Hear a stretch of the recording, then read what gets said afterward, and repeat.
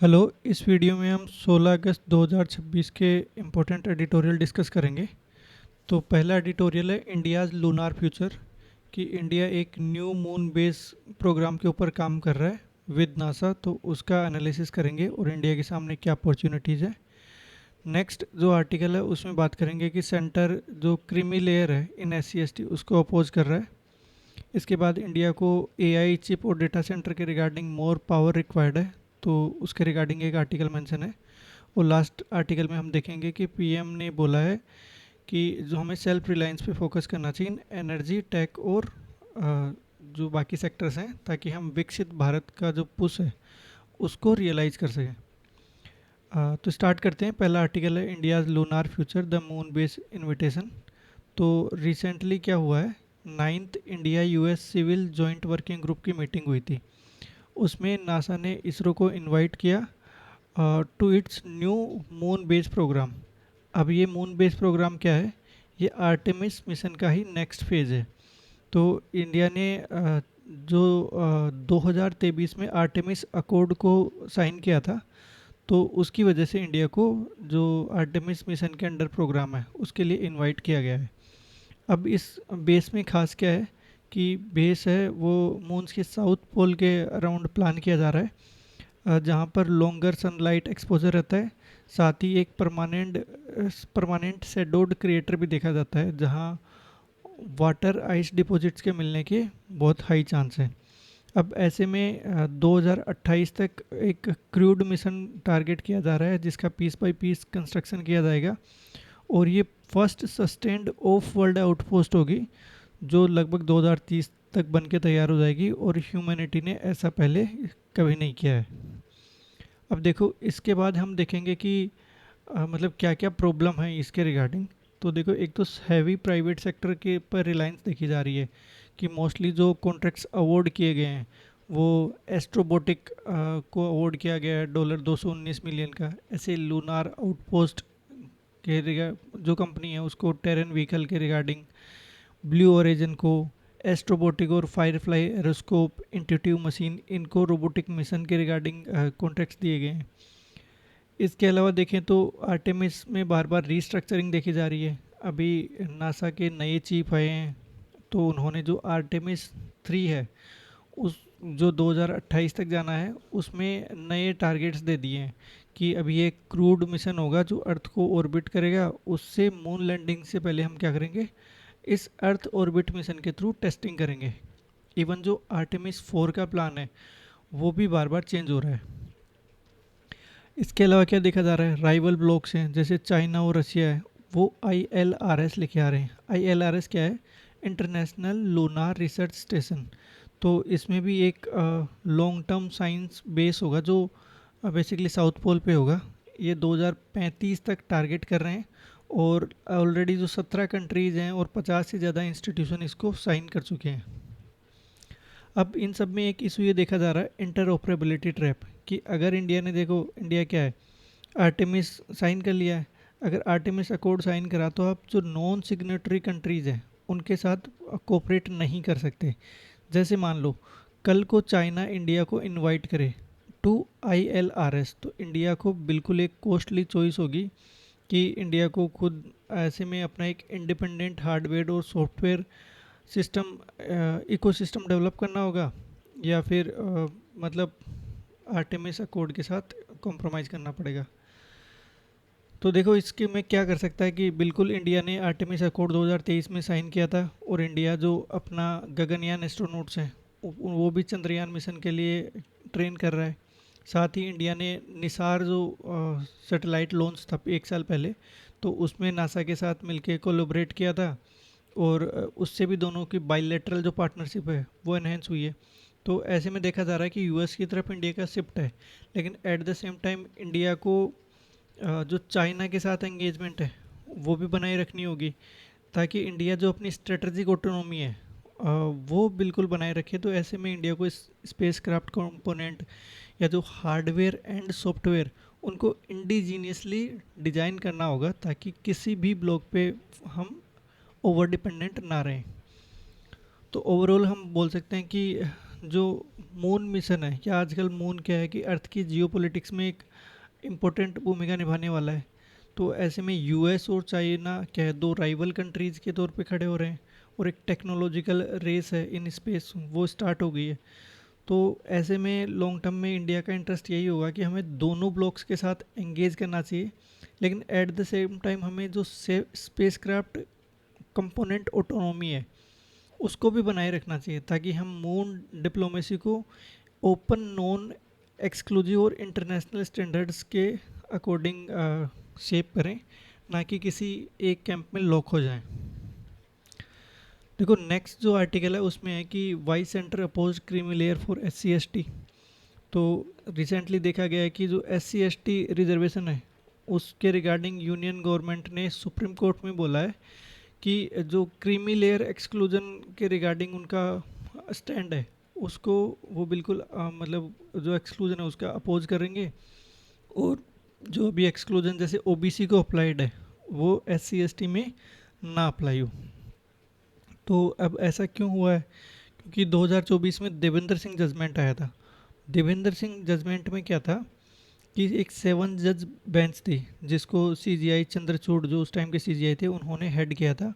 उन्होंने स्टेट्स में subcategorisation of SC ST list उसको अलाउ कर दिया था, और बोला कि ये रिक्वायर्ड है क्योंकि हम more equitable distribution of quota benefits ये चाहते हैं।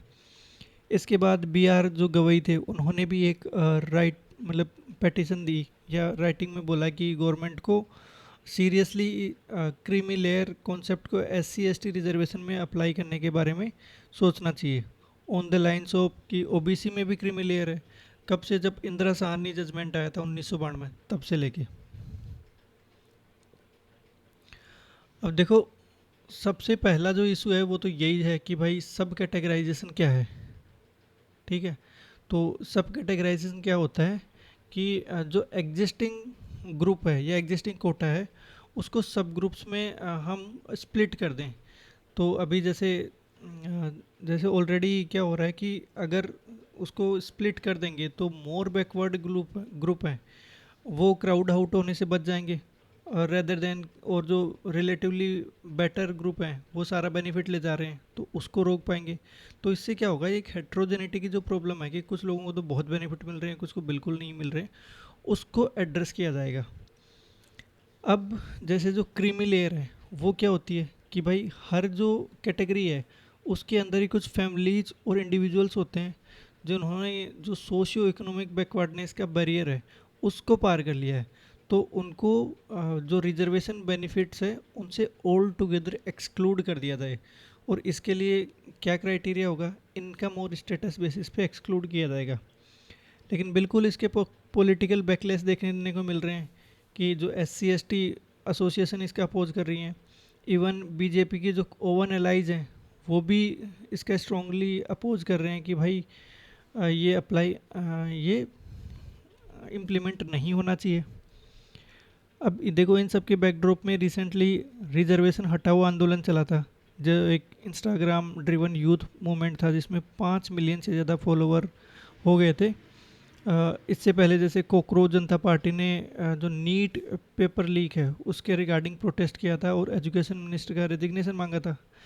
तो रिजर्वेशन हटाओ आंदोलन में बिल्कुल ऐसे ही डिमांड थी कि हमें जो कास्ट बेस्ड कोटा कैटेगरीज हैं उनको ऑल टुगेदर ख़त्म कर देना चाहिए, और जो रिजर्वेशन है वो प्योरली इनकम बेस्ड रिजर्वेशन होना चाहिए। तो मतलब तो ये दिखा रहा है कि जो देश में कहीं ना कहीं रिजर्वेशन को लेके जो डिमांड्स हैं और रिजर्वेशन रिफॉर्म्स को लेके वो देखी जा रही हैं। अब देखो, जो गवर्नमेंट है वो बिल्कुल साइलेंट है इस बात पे कि जो सब कैटेगराइजेशन ऑफ SC ST या OBC है उसको कितना एक्सटेंड किया जाना चाहिए। हालांकि जो जस्टिस मिनिस्टर हैं उन्होंने बोला है कि बस ये तो पार्लियामेंट का काम है, उसी के ऊपर छोड़ देना चाहिए। अब हम अगर देखें कि भाई ST कैटेगरीज में जो सब कैटेगराइजेशन है वो क्या सेंटर ने कहीं लागू करा है, तो हाँ बिल्कुल लागू करा है। एकलव्य मॉडल रेजिडेंशियल स्कूल्स हैं, वहाँ पे PVTG जो ग्रुप है, पर्टिकुलरली वल्नरेबल ट्राइबल ग्रुप, उनको स्पेशल कोटा दिया गया है कि वही वहाँ पे जाके पढ़ सकते हैं। तो बिल्कुल ये एक फील्ड है जहाँ पे एसटी कैटेगरीज में सब कैटेगराइजेशन ऑलरेडी इम्प्लीमेंटेड है। अगर हम ओबीसी की बात करें तो ओबीसी के रिगार्डिंग रोहिणी कमीशन बनाया था सरकार ने 2017 में, और सब कैटेगराइजेशन के रिगार्डिंग एक स्टडी की थी। अब इसकी जो रिपोर्ट है वो 3 साल बाद यानी 2020 में प्रेजेंट की गई, लेकिन अभी तक पब्लिक नहीं की गई है। इवन सेंटर ने कोर्ट को बोला है कि जो रिजर्वेशन पॉलिसी में अगर कुछ चेंज होगा तो बिल्कुल होलिस्टिक रिव्यू के बाद ही होगा, और एक सोशियो इकोनॉमिक डेटा की कॉम्प्रिहेंसिव स्टडी होगी, उसके बाद ही कोई मतलब चेंजेस होगा। और बेसिकली ये जो मैटर है वो जुडिशरी का मैटर है। तो ओवरऑल हम क्या देख रहे हैं कि भाई सेंटर चाहता है कि भाई जुडिशली सैंक्शनड सब कैटेगराइजेशन है उसको उसको एज ए टूल यूज किया जाए, ताकि जो इंटरनल इनइक्वालिटीज़ हैं SC ST लिस्ट में उसको फिक्स किया जा सके। लेकिन एट द सेम टाइम जो क्रीमी लेयर है उसको पूरा एक्सक्लूड किया जा जाए, ये कहीं गवर्नमेंट चाहता है कि ना हो, क्योंकि इससे रिजर्वेशन पूल श्रिंक कर जाएगा। और इसके अलावा ये एक पॉलिटिकली सेंसिटिव मुद्दा भी है जहाँ पे प्रो रिजर्वेशन मूवमेंट और एंटी रिजर्वेशन मूवमेंट स्टेट्स में बिल्कुल स्ट्रेंथन हो सकते हैं। तो ऐसे में अभी क्या है कि पूरा मैटर सुप्रीम कोर्ट के सामने है, तो अगर कुछ आएगा भी तो वो जुडिशियल डायरेक्टिव से ही होगा, एग्जीक्यूटिव इनिशिएटिव से होने के चांस कम है। नेक्स्ट जो आर्टिकल है वो है कि why India need more power for AI chips and data centre. तो देखो, इंडिया को बिल्कुल इलेक्ट्रिसिटी डिमांड इंडिया में सर्ज होने वाली है, क्योंकि सेमीकंडक्टर AI और डेटा सेंटर के रिगार्डिंग जो डिमांड्स वो बढ़ेंगी। तो उसे में इंडिया न्यूक्लियर पावर को एक्सप्लोर करने के बारे में सोच रहा है।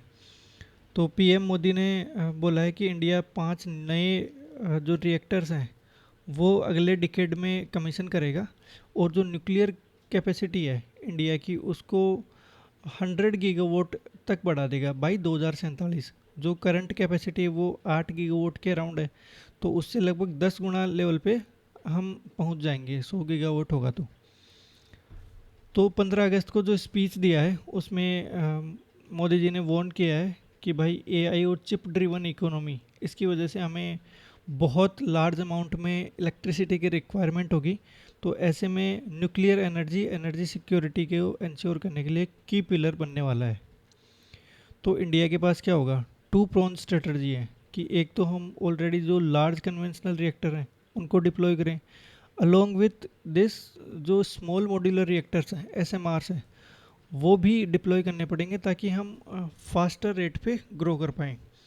अब SMR की रिक्वायरमेंट क्यों है, क्योंकि जो लार्ज वाटर रिएक्टर्स हैं उनकी अपफ्रंट कैपिटल कॉस्ट बहुत हाई है।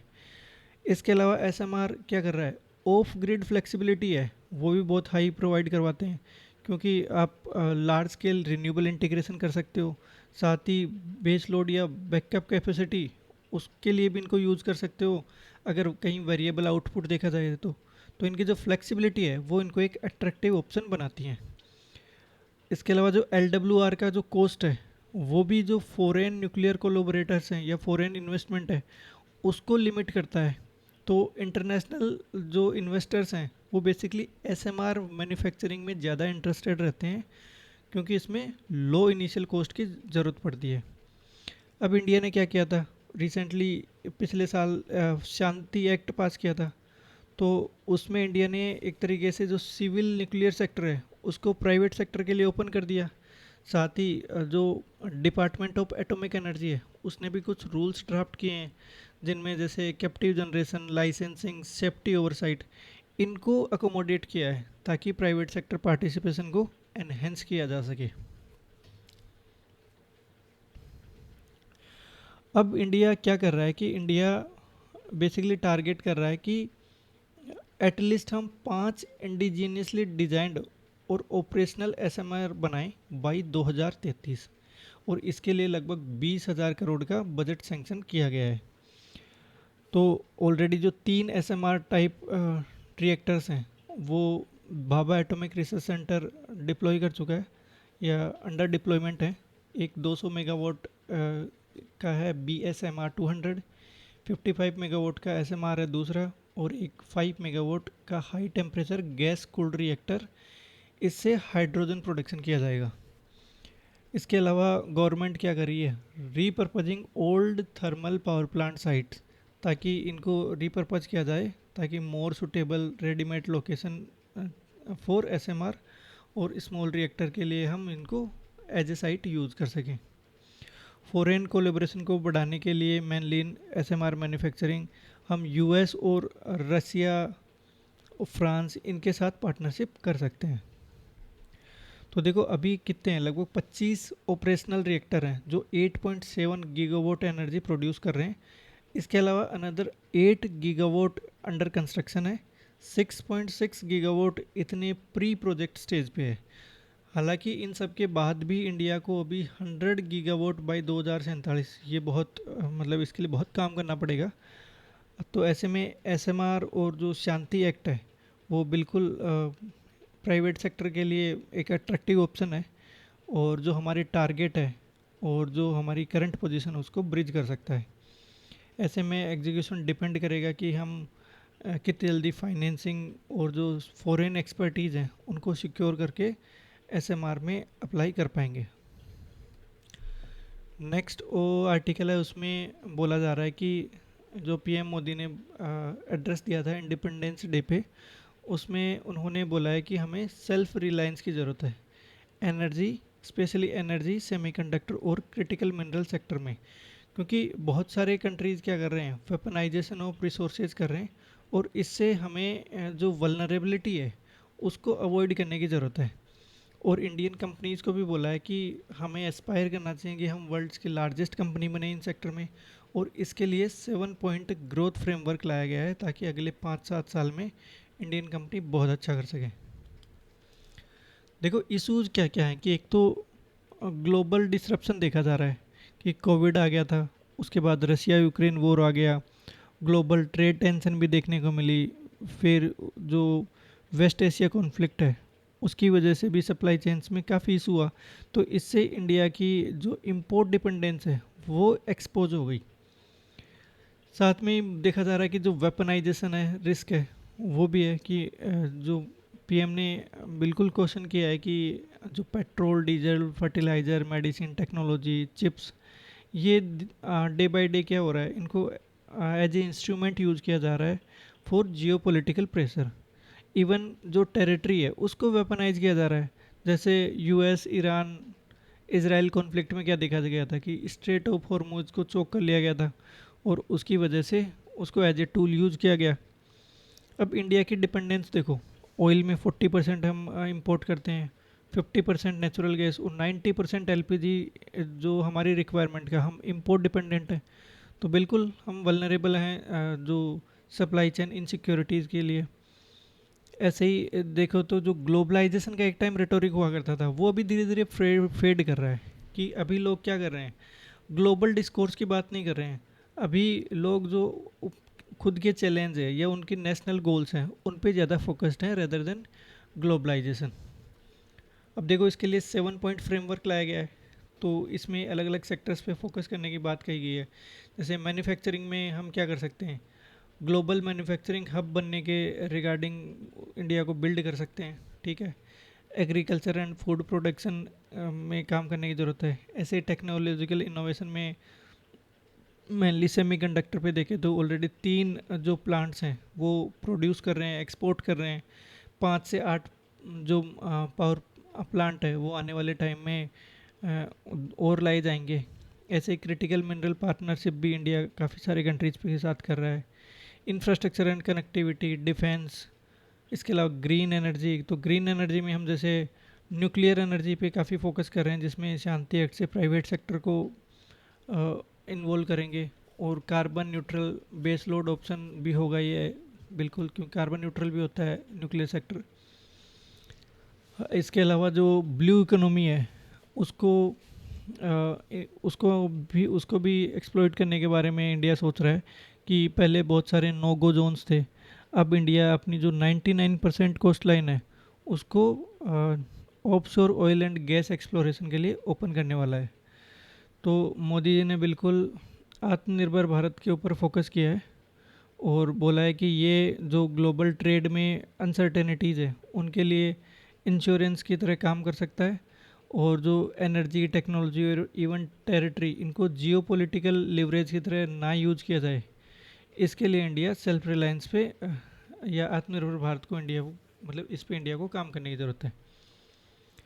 ऐसे ही बोला गया है कि भाई जो 7 पिलर्स हैं उनका जो एग्जीक्यूशन होगा वो अल्टीमेटली डिफाइन करेगा कि कितना स्टेबल, लार्ज स्केल और अल्टरनेटिव सप्लाईज इंडिया 2047 तक सिक्योर कर पाएगा। तो आज के लिए इतना ही। Thanks for joining.